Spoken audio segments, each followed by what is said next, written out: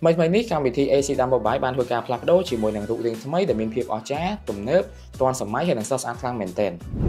ហើយនៅក្នុងវីដេអូនេះខ្ញុំនឹងបង្ហាញជូនបងប្អូនទាំងអស់គ្នាក្នុងការផ្លាស់ប្ដូរពីរូបរាងស្តង់ដារមកកាន់រូបរាងទំនើបហ្នឹង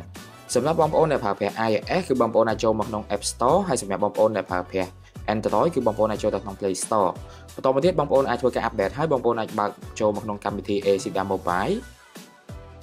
អញ្ចឹងនេះគឺជារូបរាងចាស់អញ្ចឹងដើម្បីផ្លាស់ប្ដូរបានគឺបងប្អូនចុចចូលកន្លែងចុច3ខាងលើនេះហើយបងប្អូននឹងឃើញពាក្យគេដាក់ថាកំណត់មុខងារផ្សេង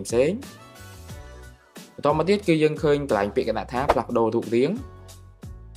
អញ្ចឹងបងប្អូននឹងឃើញរូបរាងទំនើបនៅខាងស្ដាំនេះគ្រាន់តែបងប្អូនចុចនៅខាងលើហ្នឹងទៅ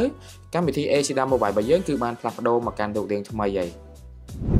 សម្រាប់ខ្ញុំពិតជាពេញចិត្តជាមួយនឹងរូបរាងថ្មីរបស់កម្មវិធី ACDA Mobile មែនទែនចុះសម្រាប់បងប្អូនវិញបានធ្វើការផ្លាស់ប្ដូរនៅបើសិនជានៅទេអាចធ្វើតាមវីដេអូរបស់ខ្ញុំណែនាំបានសូមអរគុណនៅពេលយើងជួបគ្នានៅវីដេអូក្រោយ